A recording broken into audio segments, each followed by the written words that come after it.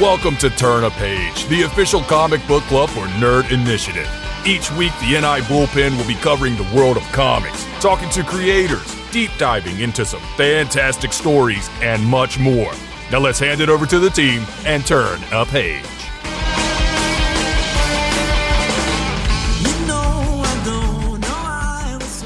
Welcome to a very special edition of Turn a Page, Nerd Initiative's Comic Book Club. I am your host. My name is Ken M. You know me as the host of the ODPH podcast, but I'm also Nerd Initiative's Comics Editor-in-Chief.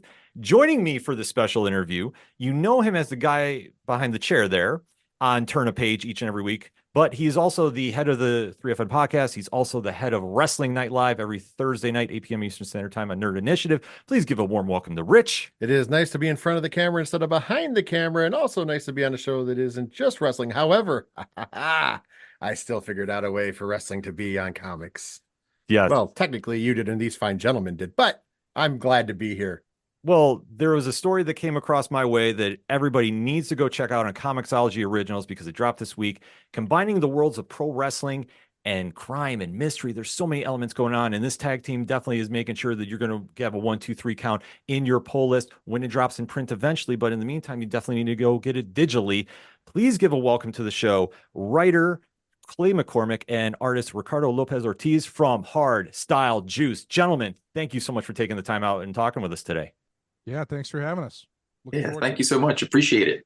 And I definitely appreciate the old school Shinsuke hand motions. I wish he'd bring those back more often. Yes. He should.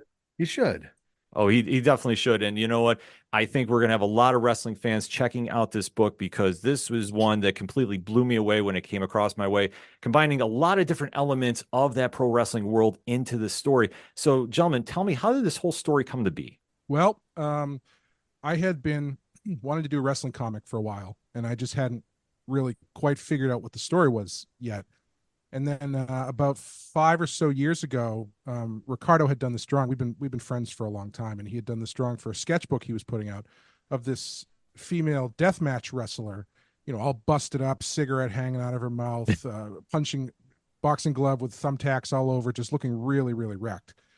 And I know this sounds over dramatic, but the second that I saw this, the whole story just like jumped into my head, to the point where like I was texting him like minutes later going like, I have this idea. What is this from? Is this picture from anything? Can we do this? Do you want to be a part of this? And it's been about, I'd say it's about 85% unchanged since that first rambling text message that I sent him. Yeah, it's surprising how it's kind of, how it stayed pretty much similarly. We just kind of like change a few characters here and there and like how the plot evolves, but it's basically the same idea from start to finish almost. Yeah, something about that image was it just grabbed me so immediately that I was like, I know exactly what this is, exactly what the story is, and you know, let's do it when we find time. It took us 5 years to find time, but we did it. Well, I for one am glad you definitely found time. Wrestling and comics have always had a unique history. Why do you think the genre connects so well with comic fans, that being the pro wrestling genre? Well, it comes down to like larger than life characters, heroes and villains, like, you know, good versus evil. The whole spectacle of it, where you got like, you know, these crazy like, you know, battles that like, you know, seem to go on forever, like, you know, on pages. You know, same can be said about like the most like epic, like, you know, wrestling matches where, you know, there's these like amazing fights like, you know, Okada and Omega and stuff like that, where, you know, it's like these 40, you know, 60-minute like masterpieces. And, you know, in comics is kind of the same. It all leads to like that final confrontation of like these two characters that finally, with everything on the line. And I think that's like the big crossover there, where it's like, you see it a lot with a lot of wrestlers that, you know, paying homage to like their favorite comic book characters with their gear, sometimes like what they call their moves and stuff like that. It's all like references to like either comics or video games. So like, it's just like a big like Venn diagram, like, you know, it's just a big circle that like, they all like, you know, are similar. Yeah, it just feeds into one another. Yeah. Somehow two people in a ring in a VFW in like Poughkeepsie can manage to generate the same energy as Superman and Doomsday in the middle of Metropolis. Like Mhm. if the story is there and the match is there, you're in it as much as you're into any $200 million action movie spectacular. And I've been a wrestling fan for a long time, as I'm sure we all have been, and I'd fallen off for a bit. And when I came back to it, I got really into the indie scene, because it was right when that was really starting to blossom, and you had all these great people all over the country, all over the world, really. And what I kind of clicked into as I was going to more indie shows is kind of how similar the life of a professional wrestler is to comics, like comic creators. Obviously, our job is a lot less physically taxing, but Mhm. the idea of you're kind of going city to city, and every match or every show is kind of like a convention, a mini convention, because you've got your table full of merch that you're putting out there. You're trying to show off what you do, but in their case, it's amazing feats of strength and agility instead of just sitting behind a table and drawing Batman for 8 hours. But Yeah. yeah, it was something about that. The fact that these people are out there grinding it out to do what they love, and what they love is essentially being real life superheroes, really kind of attracted me, and I wanted to try and get some of that feel into the book. And I'm just going to take a minute to say, I think you did a great job with that. Thank you. Previously, for those who listen to Wrestling Night Live, I worked in the backstage office capacity, if you will, Mm. in independent wrestling for over a decade. Oh, no kidding. So like Awesome. your love for the indies and is kind of, I've always had that love for the indies and doing stuff in independent wrestling. And like, so to see on a book, you see the smaller crowds, but the thing is, those smaller crowds can still generate the energy. Like this past week, I was at WrestleMania 40 in Philadelphia, and being there is amazing. It's electric, but that same feeling I had using a GCW reference I had for Homecoming a couple years ago when Matt Cardona took on Nick Gage Yeah. in the infamous death match. The first death match, the death of Zack Ryder, if you will, happened. Yeah. And so that same amount, I felt it in that smaller venue, even though it was packed, as I did in that big venue. And it's cool to see somebody paying homage to that smaller venue instead of just the large, glitz and glamour that is something like WWE or AEW or something that's a lot bigger of a production, if you will.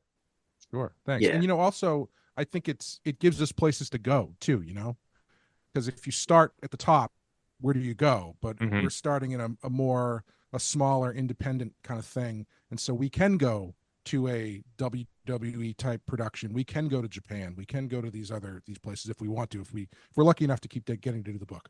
Awesome. Hope you do. Oh, absolutely. I think this has so many elements I could touch upon too. So even for the wrestling fans coming in, but at its core, it's really about family, and especially the bond between Ray and Mona for issue number 1. How important was that to connect to the audience that this is more than just a wrestling book? That's the whole thing. Like the whole story is getting across. It's tough, right? Because you have 22 pages, 25 in our case for the first issue, to get people invested in everything that's going to come after this. And so the key to this story is this relationship with Mona and her brother Ray being the superstar of the family, Mona being the one who's she loves the business, she helps out the family business, but she's kind of interested in doing other stuff. And in order for her to get pulled back into this, that relationship needs to be strong enough that when what happens, you are right there with her, Right. wanting her to kind of figure out what's going on and figure out what has happened to her brother. Yeah. 100%. That was felt like the most important thing that we had to nail. And I think that was the thing that we kind of had the most edits on, where we kept going back and forth on how can we make their bond feel genuine and also feel important, just a couple of pages, So that was I think what we worked the hardest on that first issue, and I'm glad that it seems that it came across. Yeah, absolutely. Oh, I definitely thought it came across well. And once again, wrestling's built on storylines. Comics are also built on storylines. But for me, being the wrestling guy, and I kind of touched on this before, I noticed in the book, of course, the first thing that jumps out to me is there's a lot of deathmatch stuff, which is a niche audience Mhm. for the wrestling community. I find myself to be a member of that audience. I Same. just mentioned that a minute ago. So with doing that, was there any hesitation on portraying any of that storyline wise, or even difficulties in illustrating, the world of kind of deathmatch wrestling? I mean, obviously doing it on a comic book page is a little easier than, going into the ring and actually taking a light tube over the head. But, what did you guys going into it? How did you kind of maneuver that? Well, one of the first images I had in my head, or sequences that I had in my head for this, was, wrestling is, there is reality, and then there's wrestling reality, and then the line between those two things can get very blurred, depending on what matches you're watching, who's working, who they're working with, et cetera, et cetera. And so I had this thought that it would be really cool if you have a scene where you're depicting a death match and the crowd's going crazy and everything, but what they don't know, the crowd doesn't know, is what they're watching is an interrogation. And so we get to something like that a little bit later. But the idea that what's happening in the ring is very real, but what's happening outside the ring, or I should say, what the people are looking at, they think it's all part of the show when it's actually a little bit closer to life and death than they think. And so that sort of playing with reality, playing with what's real, that's what really attracted me to the deathmatch thing. And also, it's a comic book, so you got to kind of jack things up a little bit. So, true. But for the character of Mona, as she kind of goes down this road, that also gives her places to go, because she kind of slots in to this deathmatch spot where she's not really working regular matches, and how far is that taking her, and what is she has to decide whether she wants to go one route or the other. It gives you places to go a little bit. Absolutely. I can see that. Like I said, the cool part about when you said the blur the lines, I mean, in reality, in wrestling, death matches do actually blur the lines between what is real and what is not real. Because obviously, it's very real getting hit with a light tube. It's very real getting put through a pane of glass.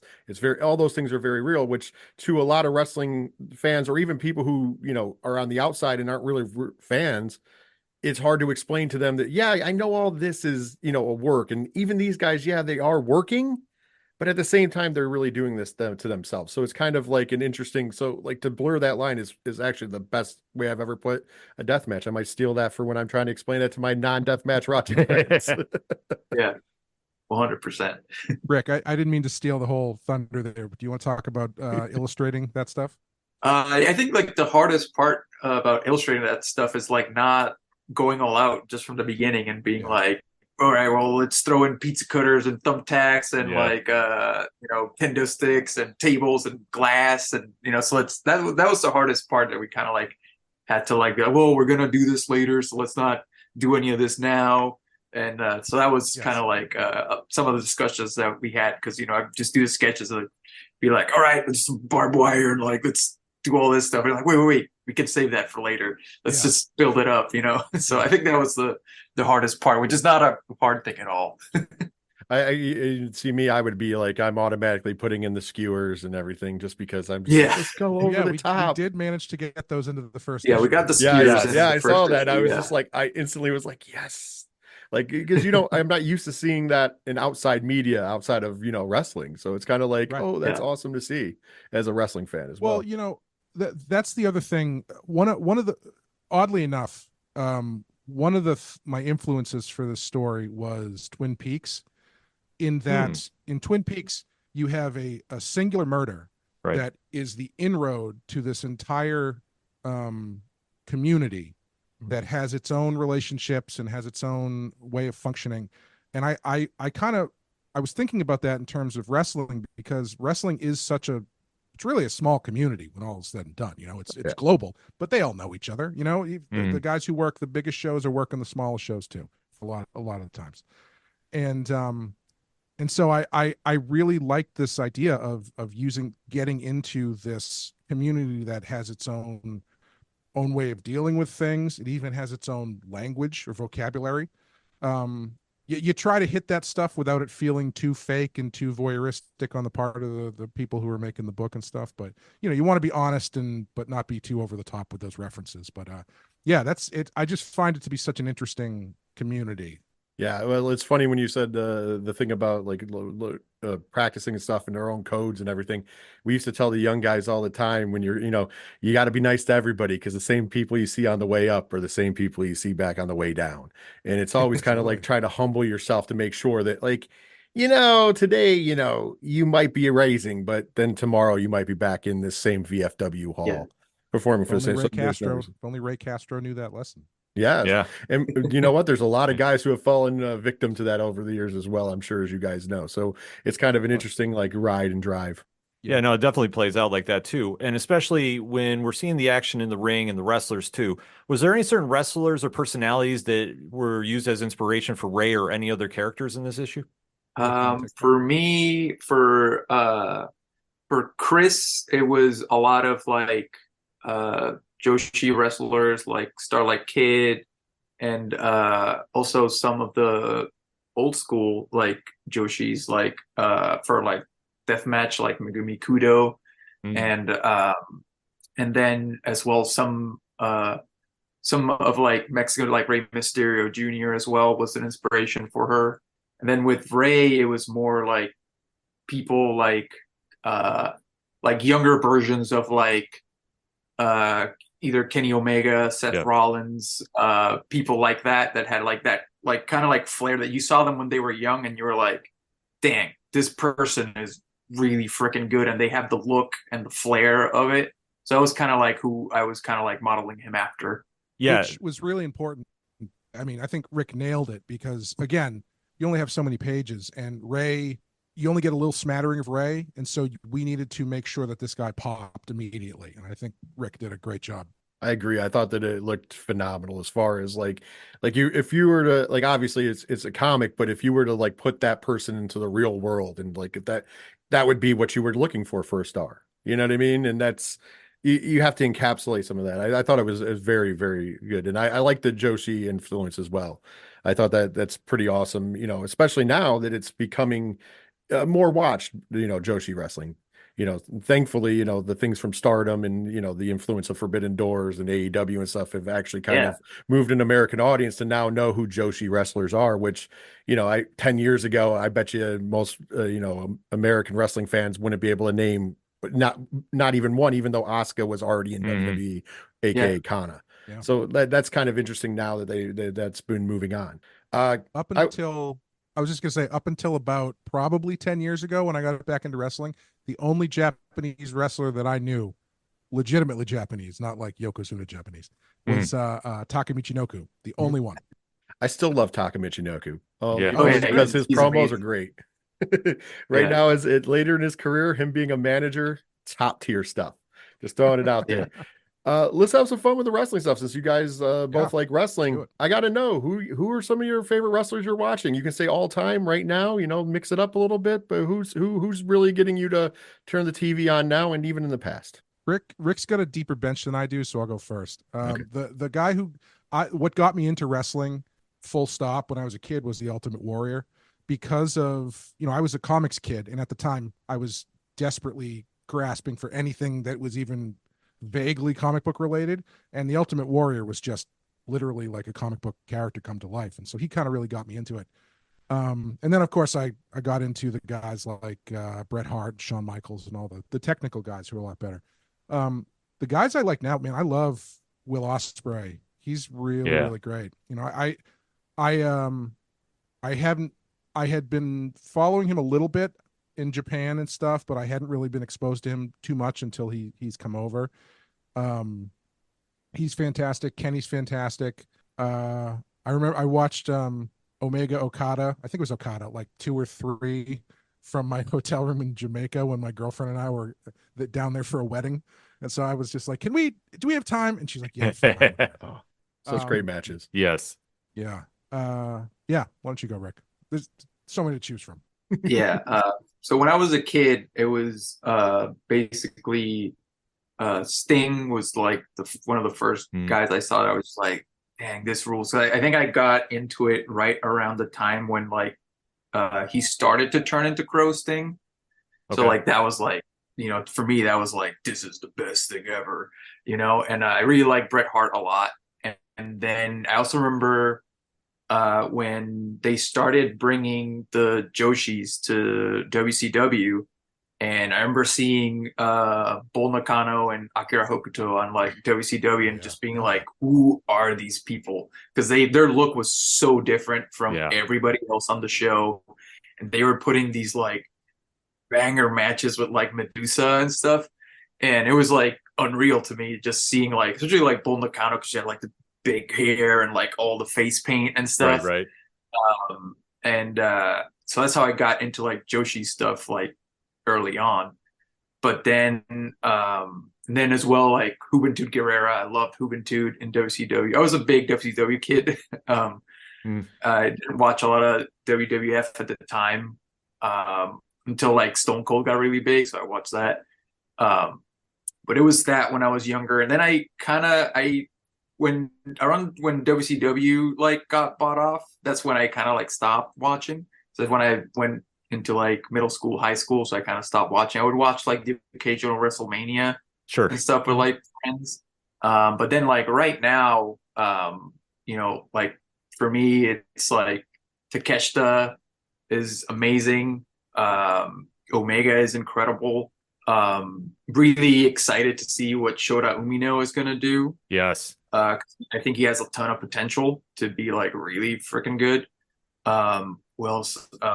Then in the Joshi's run, Asami is amazing. And then I love Maki Ito. She's hilarious. Yeah. She's excellent. One of my personal favorites. Yeah, she's amazing. I got to see her and Speedball Mike Bailey live here in Brooklyn, and it was awesome. Yeah. It was so good. What is her name? The Princess of Shit or something? Yeah, yeah. And she has a million, although she She's did amazing. lose some of her titles to Minoru Suzuki recently. I do believe he is the Cool. cutest in the room currently. Yes. And he's also the cutest princess in the world now. Yeah. Yeah, so Minoru Suzuki is now, go figure, the cutest in the room. No, I have a similar, like, because I grew up watching, I'm from the Northeast, WWE. Then of course I went into like ECW. I did watch WCW because I just, as a kid, I was such a nerd for everything wrestling that I just soaked it all in. It didn't matter what it was. I just soaked it all in. And then like, that's how I got into Japanese wrestling, because like WCW, watching Sting and Muta, that was my first to that. But then what really got me to buy a tape was I saw Jushin Thunder Liger. And the first New Japan tape I ever saw was Best of the Super Juniors. I do believe it was like 1990, and it was like Blue Dolphine and Jushin Thunder Liger. So it's like when you're telling people like all these legendary names, and they're like, that's what got me in, and they're like, Blue Dolphine got you into like wrestling, like Japanese wrestling, and then Muta was there, and it was really weird for me because he wasn't always the great Muta. Sometimes he was Kenji Muto. So it was kind of like you're like, in the States I only see him as this guy. So like I can completely agree with you guys. It's just the big characters, and then going forward, working in independent wrestling. So then I've always kept my eyes on the indies and seeing where guys went, and I was blessed to work for a bigger company in upstate New York called 2CW, and we had guys like Brody Lee and Kevin Owens, well at the time Kevin Steen, and Sami Zayn, or it was El Generico. I heard that they're friends. I'm not quite sure. Have they ever from what Sami Zayn says, actually El Generico is manning an orphanage in Tijuana, Mexico, according to Sami Zayn. That's right. He's a baby face, and he doesn't lie to us. So I have no problem believing that's what El Generico has done in retirement. So like to hear you guys like be fans, and like obviously it came across on the pages. So I'm like, I'm going to be reading all of this anyway. So this is just kind of my wheelhouse. I'm like, yes. So when he brought this up, I was instantly like, I want in. Like I'm usually the guy behind the scenes for the comic stuff, and I'm like, I kind of want in for this. Oh yeah, no, the minute this came across my way, I was like, Rich, you need to read this like now, because we always go to GCW shows. I mean, we went to Cage of Death or Cage of Survival. I need to remember Cage of Survival down into the showboat there, and I mean that was just such an experience. Like you want to talk about the emotion being in a building. Like there's nothing like the showboat in GCW for the indies. And like how crazy it is to go to an indie show. I remember seeing Kevin Owens versus one AJ Styles at our local Legion Hall, and the Young Bucks were also on the card too. Yeah.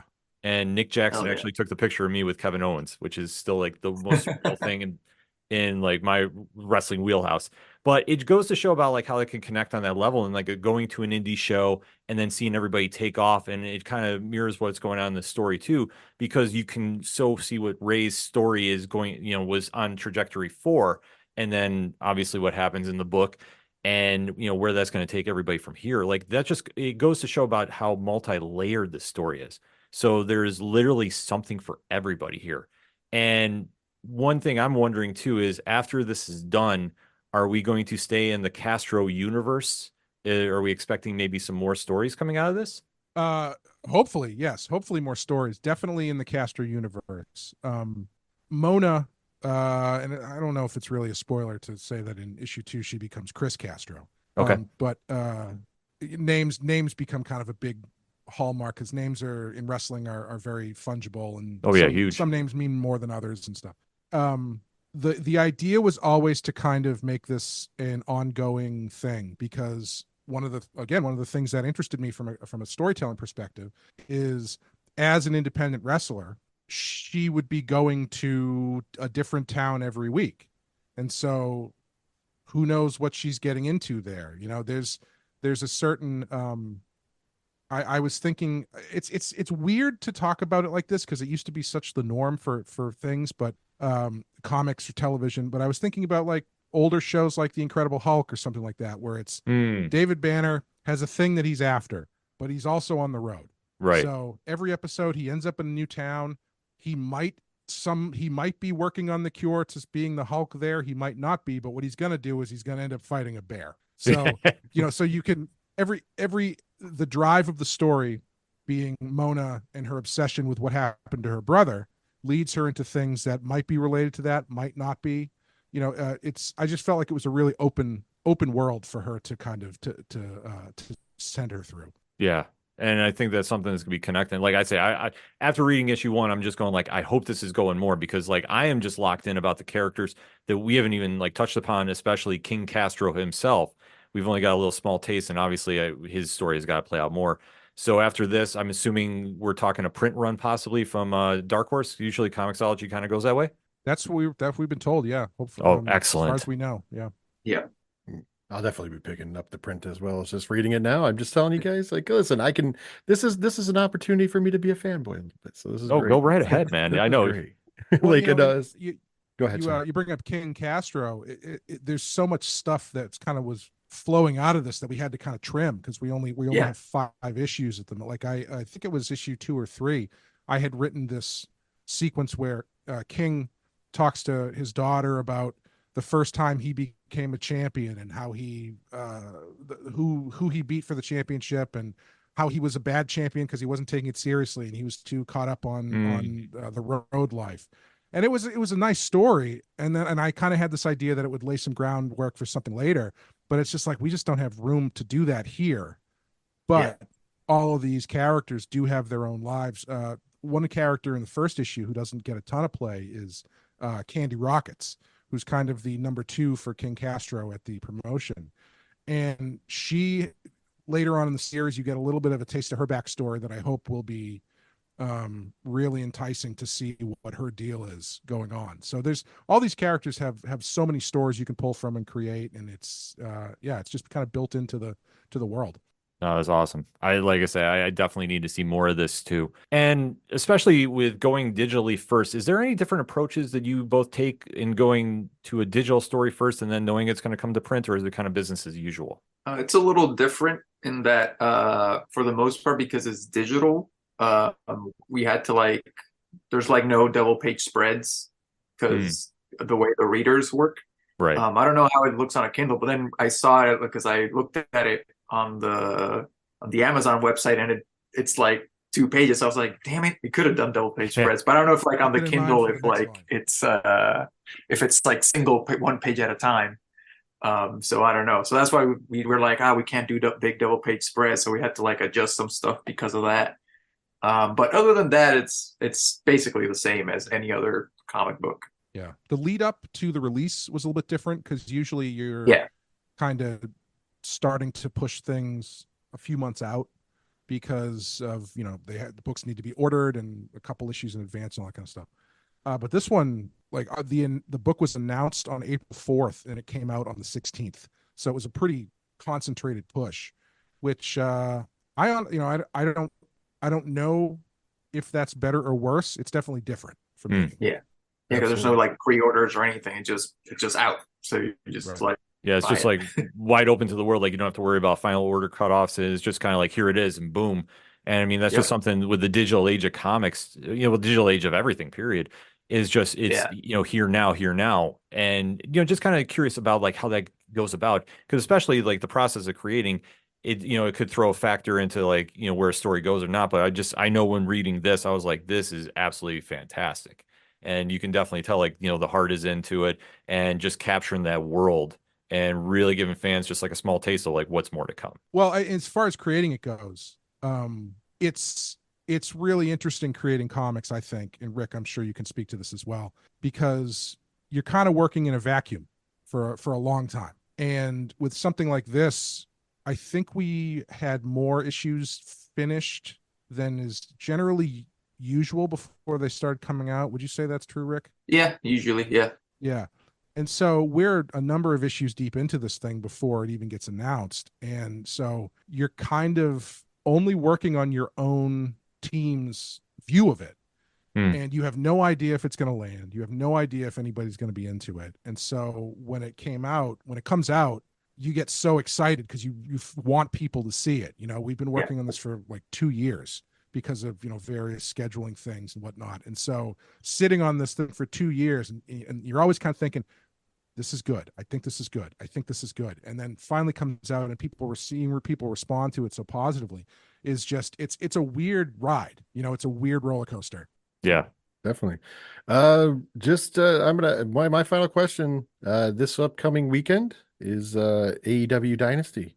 And of course, we'll be doing a pre-show and post-show for the pay-per-view as we normally do. However, I'd like to see if you gentlemen are watching the show, which I'm assuming yes, especially with a big match like Bryan Danielson versus Will Ospreay on the show.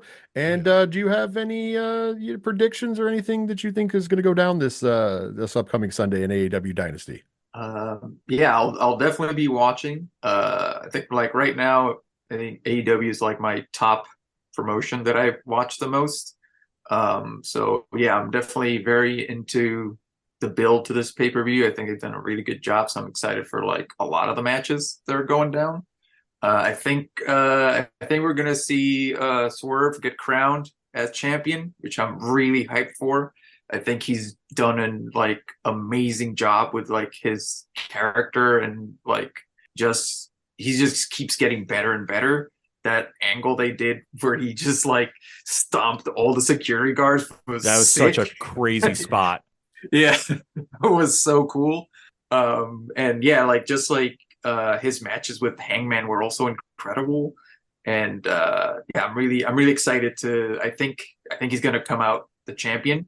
So, and then, I'm just also excited to just kind of be with my jaw on the ground for like probably 40 minutes while watching Ospreay and Danielson do some of the craziest things you've ever seen.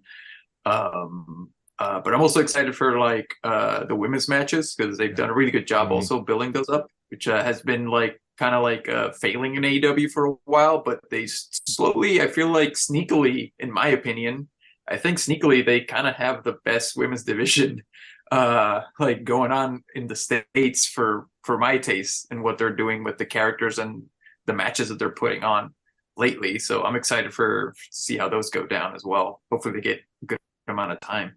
Yeah, that's what I'm hoping for. The women's divisions have been amazing. Like that's one of the things that really got me back into it, to see see the women actually getting time and so much talent coming through. Like my probably full stop favorite wrestler is right now is Becky Lynch, because watching her whole arc has really been amazing. And yeah, I think seeing this weekend, I'm really looking forward to Ospreay and Danielson is going to be like, that's one of those ones I actually texted Rick earlier because I didn't totally realize that was happening. And I was like, this is going to be unbelievable, right? And he's like, oh yeah, no, it's going to be unbelievable. Yeah, but yeah, it's so fun because you're talking about comics again. It's like, are you a Marvel kid or are you a DC kid? Are you a WCW kid or WWE kid or AEW, WWE? So it's so much fun to get into all that stuff. I wish Keith Lee was back. But Yeah, I think he's hurt or something. yeah, I know. Last I knew That's he the was. unfortunate Last I business. knew it was a shoulder injury, possibly. I don't. That's the Yeah. last I heard was shoulder. Yes. Yeah, But I'm it's- super stoked. I love everything, and when wrestling's going off well, I try to Yeah. stay out of the internet tribalistic stuff because Oh yeah, that's so the weird. worst. It's so weird. So Yeah. dumb. Yeah. It's one thing that if you're DC or if you're Marvel, if you will, to use that analogy that you use, Yeah. but it's not like, I don't get like wanting, if I'm a DC guy, I don't get wanting Marvel to fail and vice versa. Just like I don't Yeah. get, Right. Yeah. I was just at WrestleMania, but I'm intending on also going to All Out. You know what I mean? Like Yeah. I've seen both shows live. I've gone to see Dynamite. I've gone to see Raw. You know what I mean? And yeah, I grew up in WWE, but I can admit, especially when we first started doing wrestling podcasts, and when he got me into doing wrestling podcasts, there was years of just crapping all over WWE and all their bad decisions. And it's finally nice that they're to where they are, where they're putting on a great show. But the reason why is because there's other things out there. When you have a monopoly, you don't have that brushing up against other. I don't agree with Tony Khan. I don't think the wrestling companies should hate each other. I know the wrestlers in the companies don't hate each other. So that's one thing I won't agree with. I think that it's good though to have a nice little healthy competition going on. And if you can keep feeding that, that's fine. But the internet discourse sometimes gets me out of it. And then you hear people like disparage people. So I kind of stay out of that world. I mean, I give my thoughts and my opinions, and then I try to stay away from that. But I think that one of the things I'm most excited for in AEW, outside of obviously this weekend, outside of Bryan Danielson, Will Ospreay, because who can't be excited about that, is and Ken has also agreed with this for a while. I think Julia Hart's one of the MVPs of that company. So I just seeing that next step and just keep building that character and where we go from there. So I'm with you guys on that. Yeah, I'm really excited to see what how Willow is gonna do as well, because she's from the Long Island area, and so I would see her a lot in same with Statlander. I would see her a lot in the indie shows around here when they were much younger and stuff. Same with Alex Reynolds and John Silver, and so it was really cool to get to see all those people now slowly either get signed and then get these amazing spotlight matches and stuff like that, and just see the evolutions of how they used to look when they were young and their bodies change and stuff like that. It's really fun to see that. Yeah, it's so much fun. That's my favorite thing about going to the indie shows, is seeing people who a couple years later are on top of the world. I remember I saw Orange Cassidy and at that time Walter in Melrose, Massachusetts, not knowing who either of these guys were, and just being and then seeing them a couple years later, I'm oh, it's the sunglasses guy. That guy's amazing. So it's so much fun. I saw Keith Lee at a small show. I didn't know who the hell he was, and all I remember is do you remember that big guy who was amazing? It's yeah, he's on AEW now. You kind of don't realize what you're seeing until you see it again on a bigger scale sometimes. I agree. Orange Cassidy, it's weird because I remember when Orange Cassidy wore tights. Yeah. I remember when he was just when he was Fire Ant, and then also Fire Ant at the same time, but he also just did the regular, and he was a great wrestler, and he still is. But the gimmick has just become what the gimmick is, and it's great. And I mean, I'm glad he's gotten it over. We had that moment this past week, or 2 weeks now ago. Sorry, I'm with Ring of Honor. Billy Starks. I've watched her get GCW. She was 15 years old, and then she wins the inaugural ROH women's television title, and you're just that's amazing. I've watched her since she was, just a little kid getting in the ring and going, this is what I want to do, to being successful. And I just think and I agree, that's just the best part of wrestling is that great story. And I think if you worry about the negative stuff too much, you miss that great story. That 100%. And when you see those people on their way up, when they get to the big show, there's a party that's always going, give this guy a shot. Give this girl a shot. You they end up kind of in the background, not really doing anything, and you're I know how good these people are. As soon as they give them the opportunity, they're going to blow the roof off the place, and they usually do if they're going to give them the opportunity. Absolutely. Yeah, it's one of the great things about indie wrestling, and as I say, we're going to see a lot of those superstars on AEW this week. So definitely, everybody check the pay-per-view out.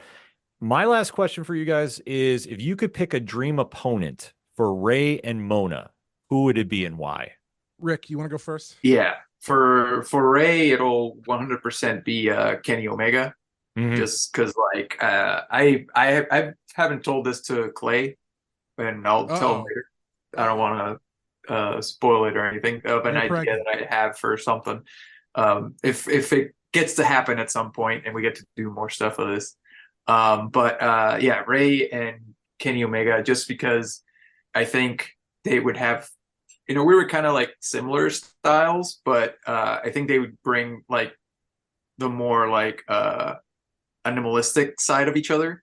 It would be a very brutal, like hard-hitting match, and I think it would be a classic, a 100% a classic. And then for Mona, it would either be either Akira Hokuto or Manami Toyota. Like that would be in my opinion, the two greatest women's wrestlers of all time. There's like, if you think women's wrestling is good right now, go watch some All Japan Women's from the 90s, and you'll be like, oh my God, none of the people wrestling now, men or women, can hold these women's jocks. Like it is insane how influential those 90s matches are and how hard those women went. They'll make stuff that's happening now look like child's play in both divisions. It's insane. Like go watch Hokuto versus Kandori, and it's like a 40 or 50. Oh no, his enthusiasm caused him to yes, but I agree with that. I agree 100% with that. The statements. What was your dream matches? I always love the ones where it's you've got a little bit of a style clash. And so for someone like Ray, who's such a high flyer and probably a technical wizard, I would love to see him go up against someone bigger than him, like Brock Lesnar, or like even someone like an Andre the Giant or something, where it's just two very different looks and styles. That's one of the great things about wrestling, is all that stuff is believable. And for Mona, I would say something similar to what Ricardo was saying, but my frame of, hey, there you go. Hey. Awesome. My frame of reference isn't as deep, but I would say someone like a Bull Nakano or something like that. And I would say, I don't know if I would call that a spoiler, but for what we have planned later on, she might run into some people like that who kind of slap some sense in her a little bit that she's not quite ready for. But that's awesome. It's going to be a fun journey to get there. And like we say, to our listening audience, to our viewing audience, you definitely want to make sure you're checking out Hardstyle Juice. When you get a chance to go to Comixology Originals, make sure to keep an eye out for it when it's in print form. And gentlemen, thank you so much for taking the time out to talk to us. And definitely, we have to have you come back on at the end of the series and recap what's been going down. Absolutely. And if you don't mind, if you don't want to dig through Comixology together, you can just go to hardstylejuice.com and it'll redirect you right to the Amazon page. Oh, and it's free to read if you have Amazon Prime. Yeah, there you go. That is very true. Even better reason. And yes, actually, the website is in the liner notes for this episode too. So we'll definitely be having a lot of fans going over there, because trust me, when you pick this issue up and you check it out, you're going to be blown away by the art. The writing is so good. It has so many different elements into it that it's not just for a pro wrestling fan. It's not for just a crime fan. It's not just for a comic book fan. It's just for anybody that's into great storytelling, no matter what your spectrum is. So you definitely want to make sure you go check this out as soon as you can on Comixology Originals. And then obviously when it comes out in print form, buy a few copies. You won't be disappointed. So gentlemen, thank you again. Thank you to my co-host, Rich. You'll see him every Thursday night, 8 p.m. Eastern Standard Time on Wrestling Night Live. And we'll end this with a little twist like we do on every issue of Turn of Page. When you're at the comic shop, you better bring a tablet, because if you see somebody struggling to find something, get Hardstyle Juice lined up, hand yours off to them, and tell them to turn a page. We'll see you next time.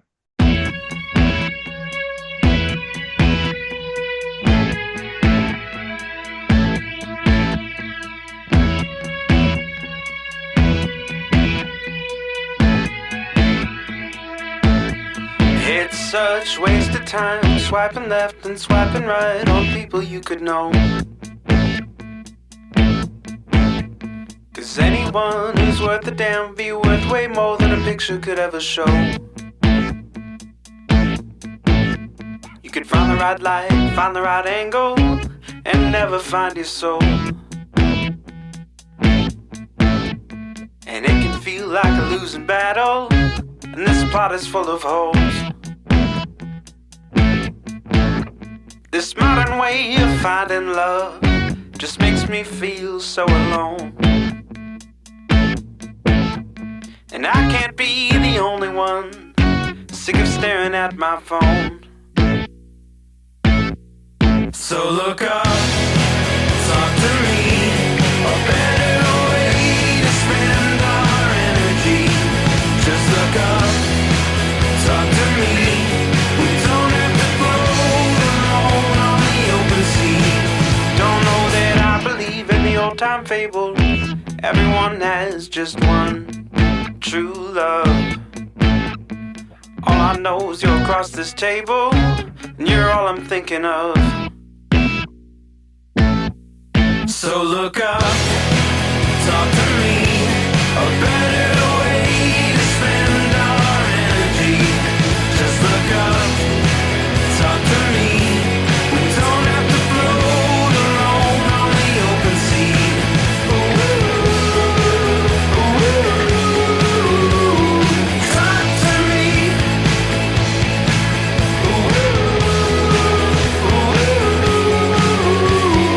Talk to me. It's such waste of time, swiping left and swiping right on people you could know.